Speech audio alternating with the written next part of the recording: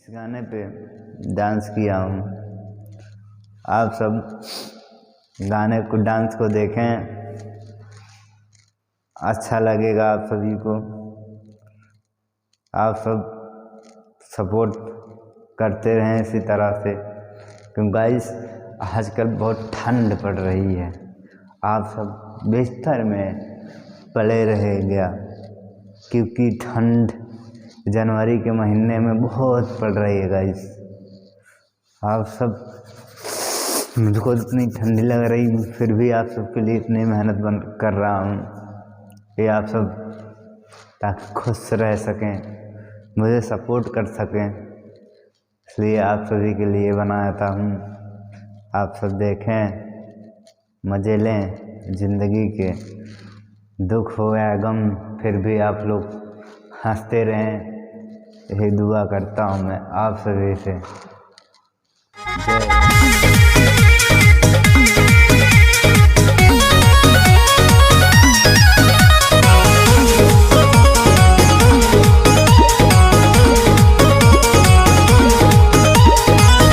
काहे रखे हमारा के मरता रूहो, अच्छा सीधा साधा लइका के भी डरता रूहो। अरे अब पागल कुछ न मोए सुना अब तो काहे रखे हमारा के मरता रूहो, अच्छा सीधा साधा लइका के भी डरता रूहो।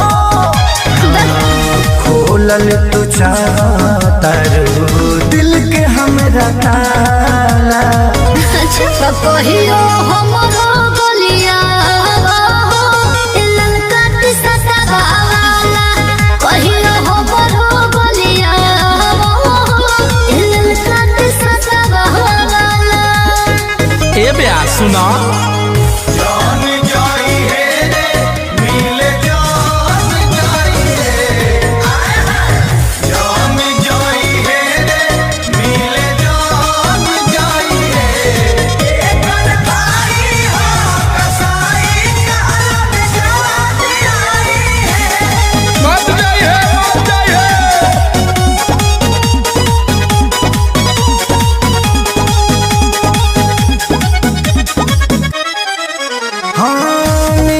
खाती प्यारी करेल बरियारी, ठीक से नहीं खरी से लेके मिलल पिछुआरी।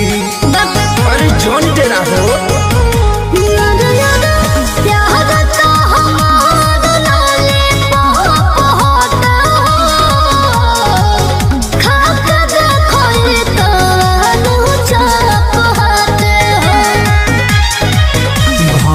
के देखावा जानी मधु मधुबाला, तो कहियो हमरो गलिया ललका टिसता वाला, कहियो हमरो गलिया ललका टिसता वाला।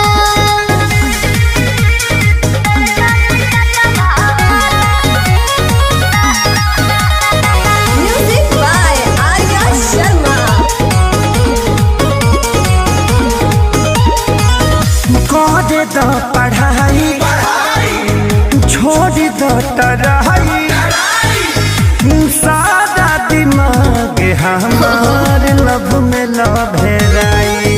ओहो ढेर बहाना मत मारो कि अरे हो बनी साथे तो जानी डाले हो, कोहरावे में बैठ के भूगोल पढ़े हो। शुभम बाबा के बैठा ले, अखिलेश के सारी न पढ़ी तहरा पाठशाला। तो कहियो हमरो गलिया ललका टिसता वाला, कहियो हमरो गलिया ललका टिसता वाला। तो उम्मीद करते हैं आप सभी को मेरी डांस वीडियो अच्छी लगी होगी। अच्छी लगी होगी तो ज़्यादा शेयर करिएगा, कमेंट करिएगा और मुझे सपोर्ट करिएगा। इसी तरह से जैसे करते हैं थोड़ा और करिए, मेरे चैनल को सपोर्ट करिए। मैं आप सबसे ही हर बारी कहता हूँ कि मुझे आप सब सपोर्ट करें, जल्द से जल्द उस लायक बनाएं, क्योंकि मैं आप सबके लिए इतनी मेहनत करता हूँ। और कमेंट करके मुझको ये भी बताएं आप कि मेरी वीडियो डांस वीडियो कहाँ कहाँ तक फैल रही है। कमेंट में मुझको बताएं, मैं सभी का कमेंट का जवाब दूंगा। मैं विनती करता हूँ कि ज़्यादा से ज़्यादा शेयर करिएगा। मैं हर वीडियो में ही कहता हूँ आपसे ज़्यादा शेयर करिए, मुझे सपोर्ट करिए। आप ही हैं वो सब जो मुझे कामयाब बना सकते हैं।